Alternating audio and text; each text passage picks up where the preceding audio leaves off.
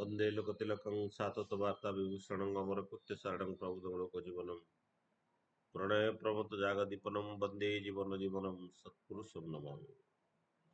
प्राणश्री श्री ठाकुर जगज्जननी श्री श्री लक्ष्मी माँ ଯୁଗାଚାର୍ଯ୍ୟ ଶ୍ରୀ ବଡ଼ଦା ଆଜିର ଭରସା ପ୍ରଧାନ ଆଚାର୍ଯ୍ୟଙ୍କ ଚରଣରେ ମୋର ଅନନ୍ତ କୋଟି ପ୍ରଣାମ। ପୂଜ୍ୟ ଅବିନ୍ଦା ଏବଂ ଠାକୁର ପରିବାରର ସମସ୍ତଙ୍କ ଚରଣରେ ମୋର ଅନନ୍ତ କୋଟି ପ୍ରଣାମ।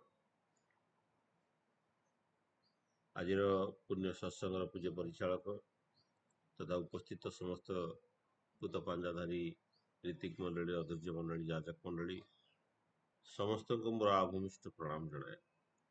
ଉପସ୍ଥିତ ସମସ୍ତ ଗୁରୁ ଭାଇ, ଗୁରୁ ମାତା, ସାଧୁ ସଜ୍ଜନ ମଣ୍ଡଳୀ, କୁନି କୁନି ପିଲାଏ ସମସ୍ତଙ୍କୁ ମୋର ପ୍ରୀତିପୂର୍ଣ୍ଣ ରାଭରା ଜୟଗୁରୁ ଜଣାଏ। ସକାଳର ଏଇ ଆଭାସୀ ସତ୍ସଙ୍ଗ ଗୋବିନ୍ଦପୁରରେ ବିଜ୍ଞାନ ଦା ଫୋନ କରିଥିଲେ ଆଜିର ସତ୍ସଙ୍ଗରେ ଯୋଗ ଦେବା ପାଇଁ। ସକାଳର ଏଇ ଯୋଉ ଗ୍ରୀଷ୍ମର ରୌଦ୍ର ତାପରେ ଭିତରେ এই ସତ୍ସଙ୍ଗ ଯେ ସମସ୍ତଙ୍କୁ ଶୀତଳତା ପ୍ରଦାନ କରିଛି, ସମସ୍ତଙ୍କୁ ଆନନ୍ଦ ଦେଇଛି ଏବଂ ସାରା ଦିନ ପାଇଁ ତାଙ୍କ ଭିତରେ ସେଇ ଉର୍ଜି ଚେତନାକୁ ଜାଗ୍ରତ କରିଛି, ତା ବାସ୍ତବିକ ଅତ୍ୟନ୍ତ ମନମୁଗ୍ଧକର ଥିଲା। କୀର୍ତ୍ତନ ବି ବହୁତ ଉଚ୍ଚ କୋଟିର ଥିଲା। ସର୍ବପ୍ରଥମେ ଯେଉଁମାନେ ସତ୍ସଙ୍ଗରେ ଭୋଗ ନିବେଦନ କରିଛନ୍ତି ସେମାନଙ୍କର ଶାନ୍ତି ସ୍ୱସ୍ତି ଶତାୟୁ ଦୀର୍ଘାୟୁ କାମନା କରି ତାଙ୍କର ପରିବେଷ୍ଟଙ୍କର ସମସ୍ତଙ୍କର ଶାନ୍ତି ସ୍ୱସ୍ତି ପାଇଁ ପରମ ପିତାଙ୍କ ଚରଣ କମଳତରେ ମୋର ପ୍ରଣତି ରଖେ। ଗୋବିନ୍ଦପୁର ସତ୍ସଙ୍ଗର ପୂଜ୍ୟ ଆୟୋଜକ ମଣ୍ଡଳୀ ସମସ୍ତଙ୍କର ଶାନ୍ତି ସ୍ୱସ୍ତି ପାଇଁ ପରମ ପିତାଙ୍କ ନିକଟରେ ପ୍ରାର୍ଥନା ରଖେ। ଏଇଠି ମନେ ପଡ଼େ ଗୀତାର ସେଇ କଥା।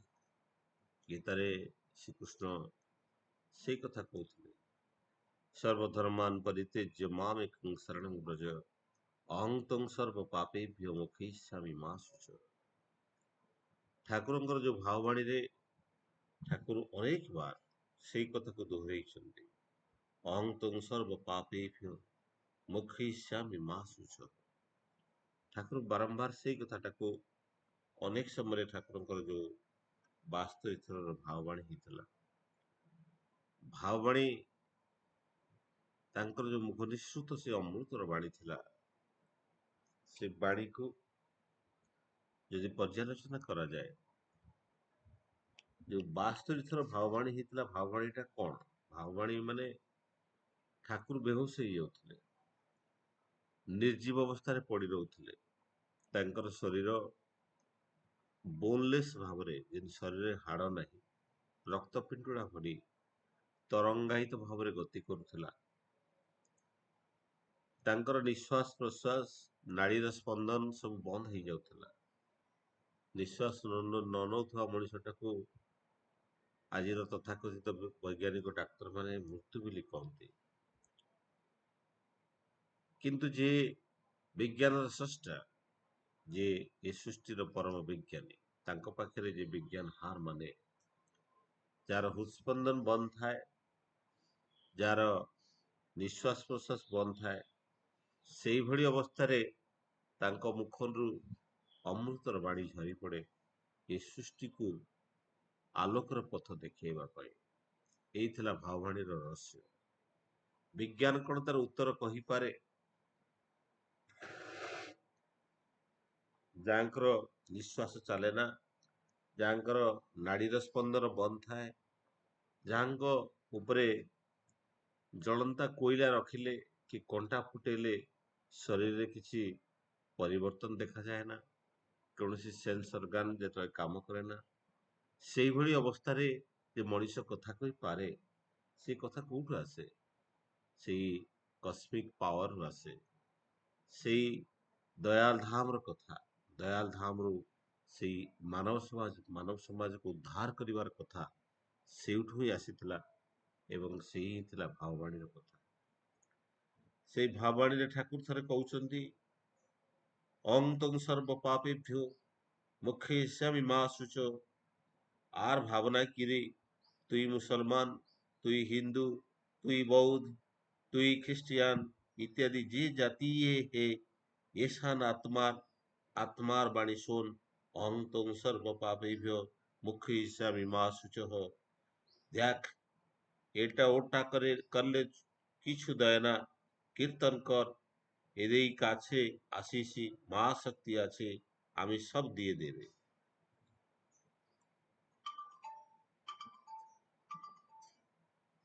ତ ବାସ୍ତବିକ ଦେଖନ୍ତୁ, ଠାକୁରଙ୍କର ସେଇ ଦିବ୍ୟ ବାଣୀର କଥା।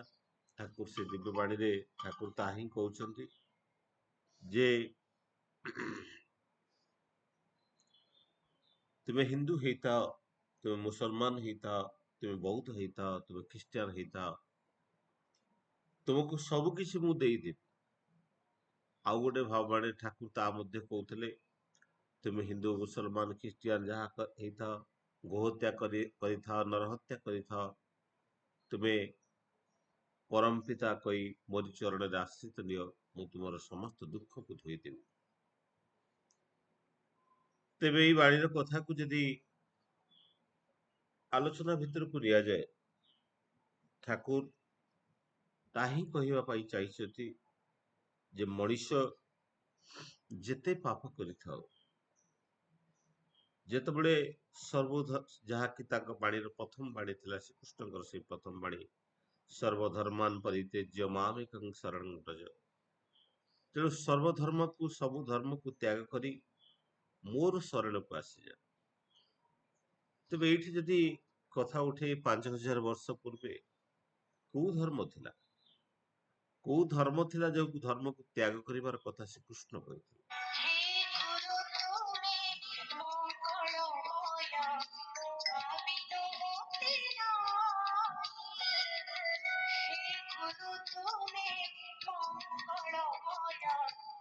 କୋଉଠି ଗୀତଟେ ବାକି ଦ୍ୱାରା ବନ୍ଦ କରିଦେବେ।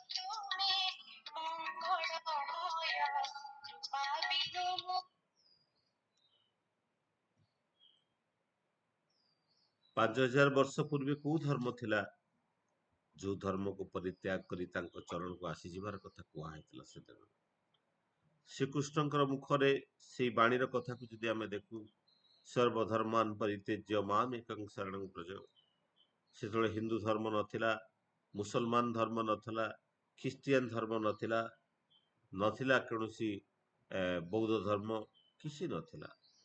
କୋଉ ଧର୍ମର କଥା ସେଦିନ କହିଛନ୍ତି ଲୀଳାପୁରୁଷ ଶ୍ରୀକୃଷ୍ଣ, ଯାହାକୁ ଆମେ ଏ ପର୍ଯ୍ୟନ୍ତ ମଧ୍ୟ ମାନବ ଜାତି ବୁଝିପାରେ ନା।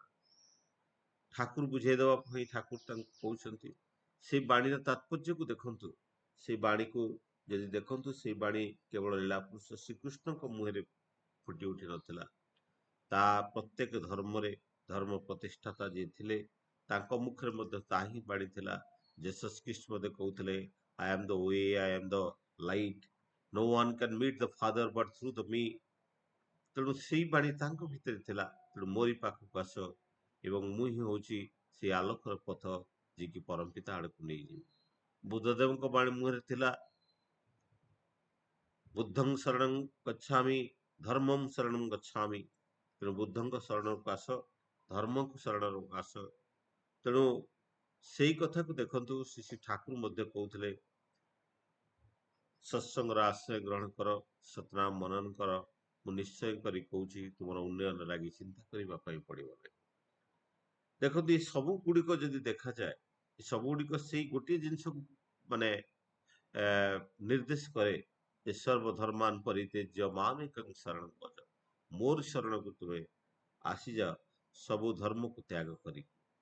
ତେବେ ଠାକୁର ଏଇ ଧର୍ମର କଥାକୁ ଯେତେବେଳେ ବ୍ୟାଖ୍ୟା କରିବା ପାଇଁ ଠାକୁର କହୁଛନ୍ତି ଧର୍ମ କଣ? ଧର୍ମ ହଉଛି ଯାହା ଉପରେ ଯାହା ସବୁ କିଛିକୁ ଧରି ରଖିଛି, ସେ ହଉଛି ଧର୍ମ। ଏ ସୃଷ୍ଟିର ସବୁ କିଛିକୁ ଯାହା ଧରି ରଖିଛି, ସେ ହଉଛି ଧର୍ମ। ତେଣୁ ସୃଷ୍ଟିର ସବୁ କିଛିକୁ ଯାହା କିଛି ଧରି ରଖିଛି, ତାହା ହଉଛି ତ ନିୟମ। ତେଣୁ ଧର୍ମକୁ ଆମେ ରିଲିଜିଅନ ବୋଲି କହୁ, କିନ୍ତୁ ତାର ଆକ୍ଷରିକ ୱାର୍ଡର ଅର୍ଥ ରିଲିଜିଅନ ନ ହେଇପାରେ। ରିଲିଜିଅନ ରୁଲରୁ ଆସିଛି, ରୁଲ ମାନେ ନିୟମ। ତେଣୁ ଏଇ ଯୋଉ ଧର୍ମର କଥା ଠାକୁର କହୁଛନ୍ତି, ବଞ୍ଚା ବଢାର ମର୍ମ ଯା ଜାଣିଥି ତାକୁ ଧର୍ମ ବୋଲି। ଏଇ ବଞ୍ଚିବା ଆଉ ବଢିବାର ମର୍ମ ଯାହା, ତାହା ହଉଛି ଧର୍ମ। ବଞ୍ଚିବା ଆଉ ବଢିବାର ମର୍ମ ଯା, ତାହା ହଉଛି ଧର୍ମ। ତେଣୁ ମଣିଷ ବଞ୍ଚି ରହିବା ପାଇଁ ଚାହେଁ। ବଞ୍ଚି ରହିବାକୁ ମଣିଷର ମୌଳିକ ଯୋଉ ଚିନ୍ତାଧାରା ଅଛି, ସେ ବଞ୍ଚି ରହିବା ପାଇଁ ଚାହେଁ। ଆଉ ସିଏ ସର୍ବଦା ବୃଦ୍ଧି ପାଇବା ପାଇଁ ଚାହେଁ। ଆଉ ଇଏ ବଞ୍ଚି ରହିବା ଆଉ ବୃଦ୍ଧି ପାଇବା ପାଇଁ ଯୋଉ କିଛି ନିୟମର ଆବଶ୍ୟକ ପଡେ, ସେଇ ନିୟମଟା ହଉଛି ଧର୍ମ। ଯାହାକୁ ପାଥେୟ କରି ମଣିଷ ବୃଦ୍ଧି ପାଇପାରେ, ବୁଢି ବଢିପାରେ, ବଡ ହେଇପାରେ ଏବଂ ବଞ୍ଚି ରହିପାରେ। ତ ମଣିଷ ଯୋଉ ଦିଟା ଜିନିଷ,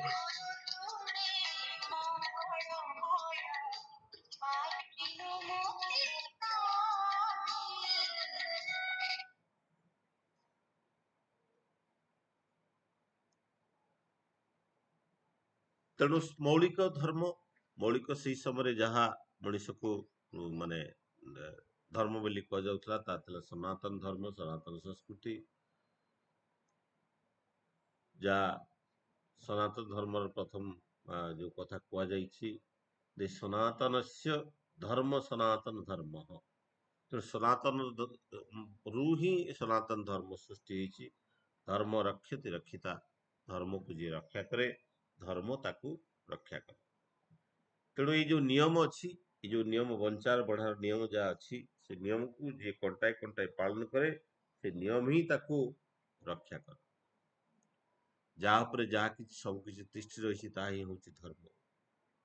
ଠାକୁରଙ୍କର ସତ୍ୟାନୁସରଣ କଥା, ଯେତେ ମଣିଷ ସେତେ ମତ ହେଇପାରେ, ତା ବୋଲି ସେତେ ଧର୍ମ ହେଇପାରେ ନା। ତେଣୁ ବଞ୍ଚିବା ବଢିବାର ଗୋଟିଏ ମାତ୍ର ନିୟମ, ବଞ୍ଚାର ବଢାର ନିୟମଟା ହଉଛି ଗୋଟେ। ସେଇ ଯୋଉ ନିୟମଟା, ମଣିଷ ଯୋଉ ଦିଟା ଜିନିଷରେ ତିଆରି, ଗୋଟେ ହଉଛି ସତ୍ତା ଓ ଅସ୍ତିତ୍ୱର କଥା। ଏଇ ଅସ୍ତିତ୍ୱରେ ମଣିଷ ମାନେ ବୃଦ୍ଧି ପାଏ, ଆଉ ସତ୍ତାରେ ମଣିଷ ବଞ୍ଚି ରହେ। ଏଇ ସତ୍ତା ଅସ୍ତିତ୍ୱକୁ ନେଇକି ହିଁ ଯୋଉ ଜୀବନ, ମାନବ ଜୀବନ। ତେଣୁ ଏଇ ସତ୍ତା ଯାହା ନେଇକି ମଣିଷ ବଞ୍ଚି ରହେ, ଆଉ ଯାହା ନେଇକି ବୃଦ୍ଧି ପାଏ, ଅସ୍ତିତ୍ୱରେ ସେ ବୃଦ୍ଧି ପାଏ। ତେଣୁ ଏଇ ଦିଟା ପାଇଁ ଯୋଉ ନିୟମ, ସେଇଟା ହଉଛି ଧର୍ମ। ସେଥିପାଇଁ ଠାକୁର ଭାବାଣେ ତା ମଧ୍ୟ କହିଥିଲେ, ସମ୍ପ୍ରଦାୟଟା ଧର୍ମ ନାଇରେ, ସମ୍ପ୍ରଦାୟଟା ଧର୍ମ ନାଇରେ। ତେଣୁ ଏଇ ଯୋଉ ହିନ୍ଦୁ ଧର୍ମ, ମୁସଲମାନ ଧର୍ମ, ଇଏ ସବୁ ଖ୍ରୀଷ୍ଟିଆନ ଧର୍ମ, ଇଏ ଗୋଟେ ଗୋଟେ ମତ। ତେଣୁ ବର୍ତ୍ତମାନ ପୃଥିବୀରେ 790 କୋଟିର ମଣିଷ ଅଛନ୍ତି। 790 କୋଟିର ମଣିଷ ଭିତରେ ସମସ୍ତଙ୍କର ମତ ଭିନ୍ନ ହେଇପାରେ, ତା ବୋଲି ଧର୍ମ ଭିନ୍ନ ହେଇପାରେ ନା। ସମସ୍ତଙ୍କର ଚିନ୍ତା ଚେତନା ଭିନ୍ନ ହେଇପାରେ, ଯୋଉଥିପାଇଁ ଦୀକ୍ଷାର ଆବଶ୍ୟକ ପଡେ। ଦୀକ୍ଷା କଣ? ଦୀକ୍ଷା ହଉଛି ତାହା, ଯଦି ମୂଳ ତତ୍ତ୍ୱକୁ ଯଦି ଦେଖିବା, ମୁଁ ଆଉ ବିଶେଷ କିଛି ତାର ମାନେ ମୌଳିକ ତତ୍ତ୍ୱକୁ ଯାଉନି। ଖାଲି ଦୀକ୍ଷା ମାନେ ମୂଳ ତତ୍ତ୍ୱଟାକୁ ଯଦି ବୁଝିବା, ପ୍ରତ୍ୟେକ ମଣିଷ ନିଜ ହିସାବରେ ବଞ୍ଚି ରହିବା ପାଇଁ ଚାହେଁ। ମୁଁ କେତେବେଳେ ଶୋଇକି ଉଠେ, ମୁଁ କେତେବେଳେ ଶୁଏ, କେତେବେଳେ ଚାଲେ, କେତେବେଳେ ଖାଏ, କେତେବେଳେ କଣ ଖାଏ, ଇଏ ସବୁ ମୁଁ ନିଜ ହିସାବରେ ମୁଁ କରିବା ପାଇଁ ଚାହେଁ। କାରଣ ମୁଁ ସ୍ଵାଧୀନ ଭାରତର ମଣିଷ, ମୁଁ ସ୍ଵାଧୀନ ଭାବରେ ନିଜ ହିସାବରେ କରିବାକୁ ଚାହେଁ। ମୁଁ ନିଜ ହିସାବରେ କରିବା ପାଇଁ ଚାହେଁ, କିନ୍ତୁ ଯେତେବେଳେ ମୋ ସ୍ତ୍ରୀ ତା ନିଜ ହିସାବରେ କରିବାକୁ ଚାହେଁ, ମୁଁ ତାକୁ ଆକଟ କରେ। ମୋ ପିଲାପିଲି ଯେତେବେଳେ ତା ହିସାବରେ କରିବା ପାଇଁ ଚାହେଁ, ମୁଁ ଆକଟ କରେ। ମୁଁ କଣ କରିବାକୁ ଚାହେଁ, କଣ କରିବାକୁ ଚାହେଁ, ମୋ ବାପା ମା ଯେତେବେଳେ ବୁଢା ହେଇଯାଇଛନ୍ତି, ମୁଁ ତାଙ୍କୁ ପୁଣି ମୋ ହିସାବରେ, ତାଙ୍କ ହିସାବରେ କରିବା ପାଇଁ ଆଲାଉ କରେ ନା। ମୁଁ ଚାହେଁ ସମସ୍ତେ ମୋ ହିସାବରେ କରନ୍ତୁ। କାରଣ ମୋ ଭିତରେ ଗୋଟେ ଅହଙ୍କାର ଅଛି, ଯୋଉ ଅହଙ୍କାର ମୁଁ ଯାହା କରେ ସେଇଟା ଠିକ, ଆଉ ସେଇ ଜିନିଷଟା ସମସ୍ତେ କରନ୍ତୁ, ମୁଁ ତାକୁ ଭାବେ ସେଇଟା ହଉଛି ଠିକ। କିନ୍ତୁ ମୁଁ କରୁଥିବା ଜିନିଷଟା ଯେ କେତେ ଦୂର ଠିକ, ତା ମୁଁ କେବେ କାହା ସହିତ ପର୍ଯ୍ୟାଲୋଚନା କରେ ନା, କି କାହାର କଷଟି ପଥରେ ପରୀକ୍ଷା କରିକି ଦେଖେ ନା। ତେଣୁ ଦୀକ୍ଷା ମାନେ ହଉଛି ତାହା, ମୁଁ ଯାହା ବୁଝେ, ମୁଁ ଯେମିତି କରେ, ସେଇଟା ଠିକ କି ଭୁଲ ଜାଣିବା ପାଇଁ ଜଣେ ଗୁରୁଙ୍କର ଆବଶ୍ୟକ ପଡେ, ଜଣେ ଆଦର୍ଶଙ୍କର ଆବଶ୍ୟକ ପଡେ। ଯାହାଙ୍କର ଯାହାଙ୍କର ଫିଲୋସଫି ଅଫ ଲାଇଫ, ଯାହାଙ୍କର ବ୍ୟକ୍ତିଗତ ଜୀବନର ଚଳନୀକୁ ମୁଁ ଯଦି ପର୍ଯ୍ୟାଲୋଚନା କରିକି ମୋ ଜୀବନକୁ ସଜାଡି ପାରେ, ତାହା ହଉଛି ଦୀକ୍ଷା। ଦୀକ୍ଷା ମାନେ ହଉଛି ଏଇ ଯୋଉ ପ୍ରେରିତ ପୁରୁଷ এই বিবর্তনর এই যে বিবর্তিত ଭାବରେ ଯୋଉ ମାନବ ମଣିଷ ଆଜି ତିଆରି ହେଇଛି এই ବିବର୍ତ୍ତନର ସର୍ବୋତ୍କୃଷ୍ଟ ବିବର୍ତ୍ତନ ପୂର୍ଣ୍ଣ ବିବର୍ତ୍ତିତ ପୁରୁଷ ଶ୍ରୀ ଠାକୁର ଆସିଛନ୍ତି ପୂର୍ଣ୍ଣ ବ୍ରହ୍ମ ସ୍ୱରୂପରେ ଏବଂ ତାଙ୍କରି ଯୋଉ ପ୍ରତିଷ୍ଠିତ ଯୋଉ ଧାରା ତାଙ୍କର ଯୋଉ ଜୀବନର ଧାରା ସେ ଯେମିତି ବଞ୍ଚିବା ବଢିବାର କଥାଟାକୁ କହିଥିଲେ ସେଇଟା ହିଁ ହଉଛି ମୌଳିକ ଧାରା ତାକୁ ନେଇକି ମୁଁ ଯଦି ଚାଲେ ମୋ ଜୀବନର ଉନ୍ନତି ପଥରେ ଜୀବନର ପଥରେ ଅତ୍ୟନ୍ତ ଉଚ୍ଚ ସ୍ତରକୁ ମୁଁ ଯାଇପାରେ। ମୁଁ ଭାବୁଛି ହଁ ମୁଁ ଏଇ ସବୁ ମୋ ହିସାବରେ ଚାଲିକି ଅନେକ ଲୋକଙ୍କ ସାথে କଥା ହେବେ ଆପଣ ଦେଖିବେ ମୁଁ ମୋର ଦିନ 8ଟାରେ ଉଠେ ମୋର କିଛି ପ୍ରୋବ୍ଲେମ ନାହିଁ କିନ୍ତୁ ସେଇ ଲୋକଟା ଯଦି ଦିନ 6ଟାରେ ଉଠୁଥାନ୍ତା କି 5ଟାରେ ଉଠୁଥାନ୍ତା କି 4:30ଟାରେ ଉଠୁଥାନ୍ତା ସେ ତା ଜୀବନରେ ଯାହା କିଛି ଆଚିଭ କରିଛି ତାର ଆଚିଭମେଣ୍ଟ ଟାକୁ ସେ ସର୍ବୋତ୍କୃଷ୍ଟ ଆଚିଭମେଣ୍ଟ ବୋଲି ଭାବେ ମୁଁ 5 ଏକର ଜମି କିଣିଛି ଘର କରିଛି କାର କିଣିଛି ଏସବୁ କରିଛି ମୁଁ କିନ୍ତୁ ସେ ତାଠୁ କେତେ ଯେ ଅଧିକ କରିପାରିଥାନ୍ତା ତା କଥା ସେ ହିସାବ କରେ ନା। ସେ ଭାବେ ମୁଁ ହଉଛି ସର୍ବଶ୍ରେଷ୍ଠ ଭାବରେ ସର୍ବୋତ୍କୃଷ୍ଟ ମଣିଷ ମୁଁ ଯାହା କରିଛି ମୁଁ ଶ୍ରେଷ୍ଠ ଭାବରେ କରିଛି ତେଣୁ ଆଉ ମତେ କିଛି ବୁଝାଅନି ମତେ ଆଉ ଦୀକ୍ଷା କଥା କୁହନି ବୁଝେ ନା କିନ୍ତୁ କଣ କରେ ନିଜ ପରିବାରକୁ ଚେଷ୍ଟା କରେ ମୁଁ ଯେମିତି କରୁଛି ତୁମେମାନେ ମଧ୍ୟ ସେମିତି କର ତା ଭିତରେ ଥିବା ସେ ଅହଙ୍କାର ନା ଅନ୍ୟର କଥା ଗ୍ରହଣ କରିବାକୁ ଦିଏ ଆଉ ଅନ୍ୟମାନଙ୍କୁ ତାହା କଥା ଗ୍ରହଣ କରିବା ପାଇଁ ବାଧ୍ୟ କରାଏ ଇଏ ହଉଛି ତାର ଅହଙ୍କାର ସେ ଅହଙ୍କାର ଧୀରେ ଧୀରେ ପତଳା ହୁଏ ଯେତେବେଳେ ଗୁରୁଙ୍କର ଚରଣକୁ ସେ ଆସେ ତେଣୁ ଠାକୁରଙ୍କର ସେଇ କଥାକୁ ଯଦି ଦେଖୁ ମଣିଷର ବିଶ୍ୱାସଟା ହୁଏ ନା ସେଥିପାଇଁ ସେ ଅନ୍ୟର ଭାବଧାରାଟାକୁ ଅନ୍ୟର ଫିଲୋସଫି ଅଫ ଲାଇଫକୁ ସେ ଗ୍ରହଣ କରିପାରେ ନା ସେଥିପାଇଁ ଠାକୁର କହୁଛନ୍ତି କର୍ମ ବିଶ୍ୱାସକୁ ଅନୁସରଣ କରେ କର୍ମଟା ଆମେ କଣ କିଭଳି ଭାବରେ କର୍ମ କରୁ ତାହା ଆମର ବିଶ୍ୱାସକୁ ଅନୁସରଣ କରେ ଯେପରି ବିଶ୍ୱାସ କର୍ମ ମଧ୍ୟ ସେଇପରି ହେଇ ଉଠେ ତେଣୁ ଆମର ବିଶ୍ୱାସ ଯେଉଁ ଭଳିଆ ଆମର କର୍ମଟା ମଧ୍ୟ ସେଇଭଳିଆ ଏଇ ବିଶ୍ୱାସଟା କୋଉଠୁ ଆସେ ଆପଣ ଦେଖନ୍ତୁ ଅନେକ ଲୋକ ଅଛନ୍ତି ଦୀକ୍ଷା ନବାକୁ ମନା କରନ୍ତି ଅନେକ ଲୋକ ଅଛନ୍ତି ଦୀକ୍ଷା ନିଅନ୍ତି କିନ୍ତୁ କିଛି କରନ୍ତି ତା ଭିତରେ କିଛି ଡିଫରେନ୍ସ କିଛି ନାହିଁ ଦୀକ୍ଷା ନେଇକି କିଛି ନ କରିବା ଆଉ ଦୀକ୍ଷା ନ ନବା ଦିଟାକୁ ସମାନ ଜିନିଷ ଖାଲି ଏତିକି ଯେ ଅନ୍ୟମାନଙ୍କୁ ଦେଖିଲେ ଗୁରୁ ଭାଇ ଜୟ ଗୁରୁ ବୋଲି କହିବେ ତେବେ ଯାହା ହଉ ଦୀକ୍ଷା ନେଇଥିବା ମଣିଷଟା ଯେତେବେଳେ ଠାକୁରଙ୍କର ଫିଲୋସଫିରେ ଠାକୁରଙ୍କର ଦର୍ଶନରେ ଜୀବନଟାକୁ ପରିଚାଳିତ କରେ ସେ ଗୋଟେ ସାଧାରଣ ମଣିଷରୁ ଗୋଟେ ଦିବ୍ୟ ମାନବରେ ରୂପାନ୍ତରିତ ହୁଏ ତେଣୁ ତା ଭିତରେ ସେ ଦିବ୍ୟ ତ ଫୁଟି ଉଠେ ତା ଭିତରେ ସେ ଦିବ୍ୟ ଚେତନା ଯାହା ମଣିଷ ଦେହ ଦିବ୍ୟ ଜ୍ଞାନ ଦେଖି ସନ୍ତୋଷ ଭଗବାନ ସେ ମଣିଷ ଭିତରେ ତାର ଭିତରେ ତା ଭିତରେ ସେ ଦିବ୍ୟତର ପରିପ୍ରକାଶ ହୁଏ ତ ଠାକୁରଙ୍କର ସେ ଇଂଲିଶର ବାଣୀ the dharma for the life and growth Thakur କହୁଛନ୍ତି what makes anything stand on with life and growth is the ଧର୍ମ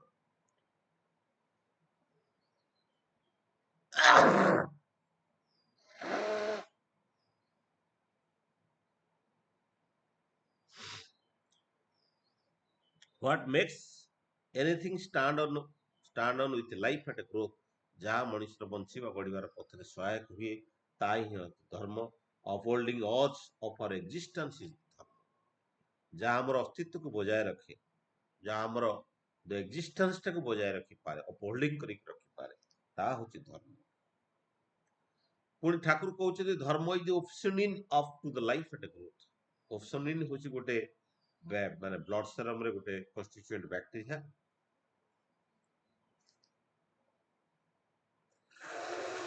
ଯିଏ ବ୍ଲଡ ଟାକୁ ପ୍ୟୁରିଫାଏ ରଖେ ଆଉ ଶରୀରଟାକୁ ଠିକ ସେ ରଖିପାରେ ତେଣୁ ମଣିଷ ବଞ୍ଚି ରହିବା ପାଇଁ ବଞ୍ଚିବା ବଢିବାର ଯୋଉ ମୂଳ ତତ୍ତ୍ୱଟାକୁ ନେଇକି ଚାଲେ ତାହା ହଉଛି ଧର୍ମ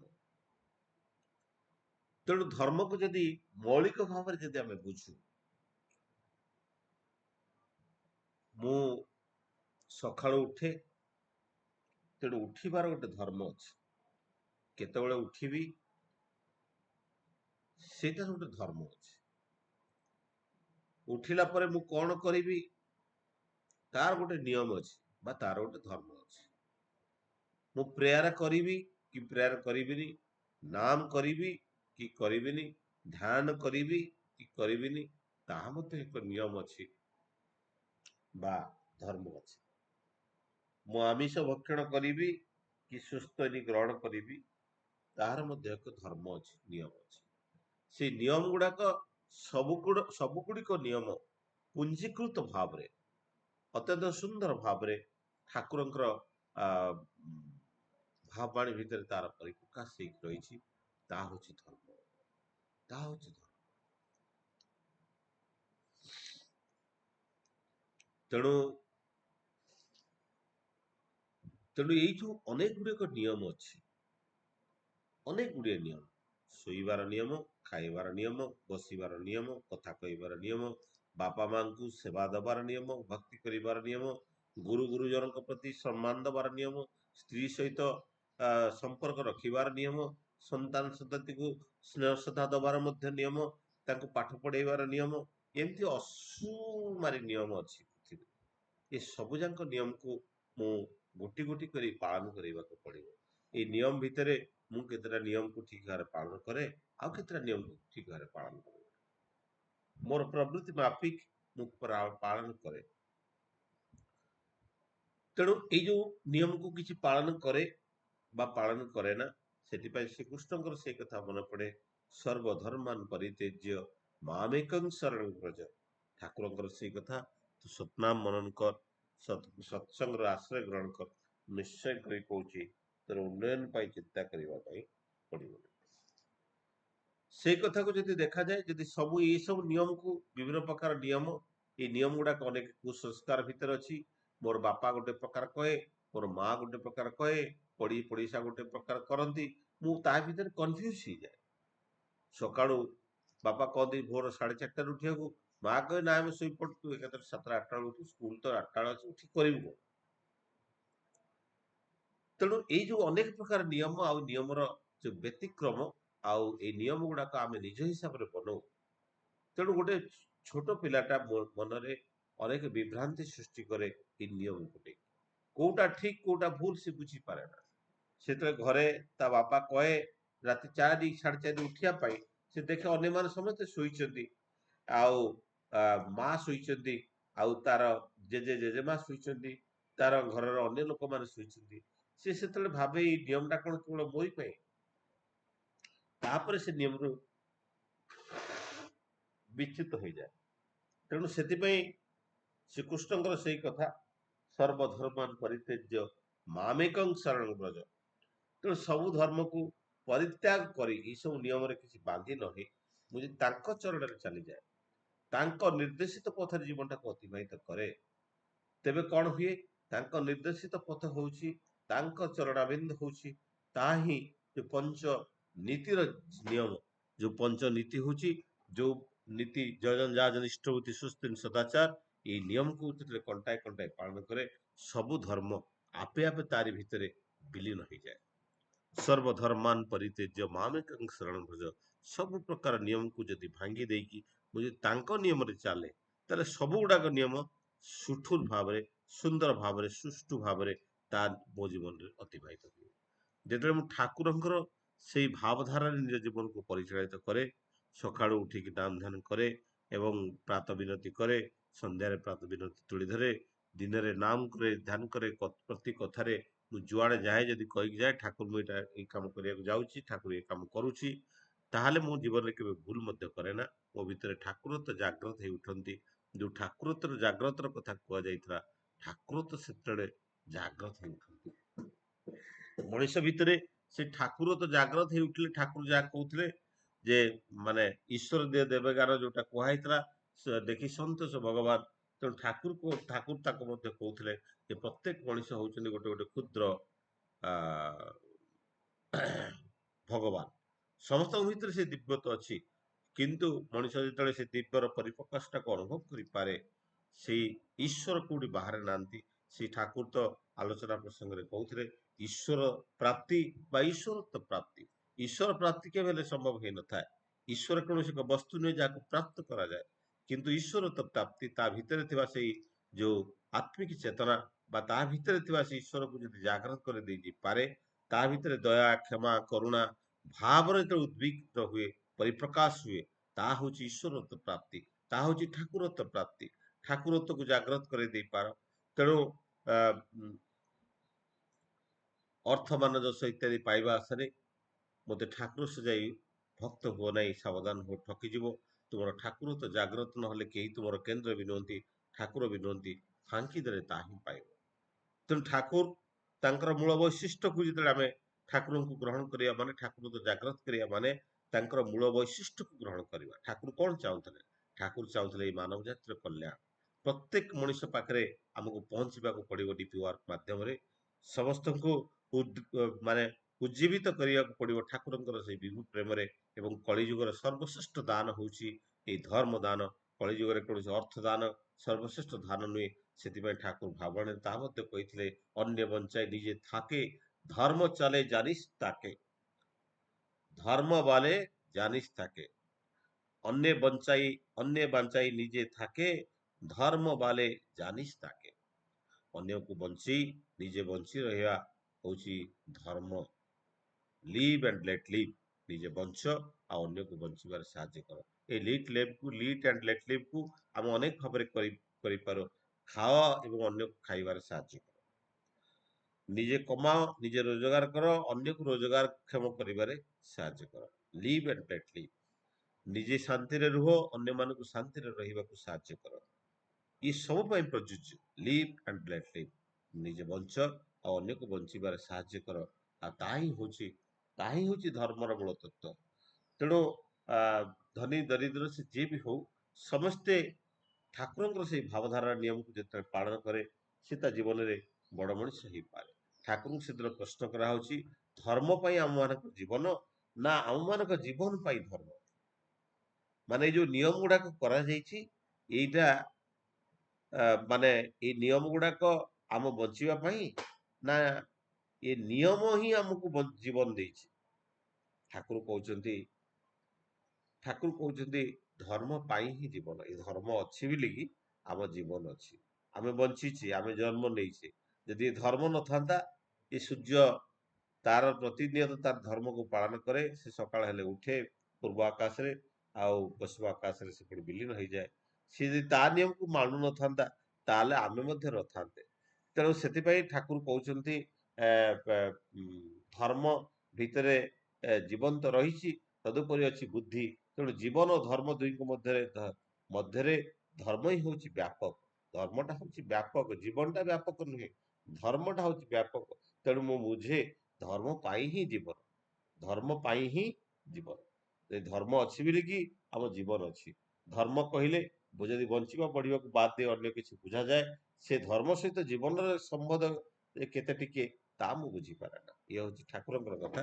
ତେଣୁ ସମୟ ତ ହେଇଯାଇଛି। ସମସ୍ତଙ୍କର ଶାନ୍ତି ସୃଷ୍ଟି ପାଇଁ ପରମ ପିତାଙ୍କ ଚରଣରେ ମୋର ପ୍ରାର୍ଥନା କରି ମୋର ବକ୍ତବ୍ୟକୁ ଏଠି ବିରାମ ଦଉଛି। ବନ୍ଦେ ପୁରୁଷୋତ୍ତମମ୍, ବନ୍ଦେ ପୁରୁଷୋତ୍ତମମ୍, ବନ୍ଦେ ପୁରୁଷୋତ୍ତମମ୍। ଦାଦା ଜୟ ଗୁରୁ।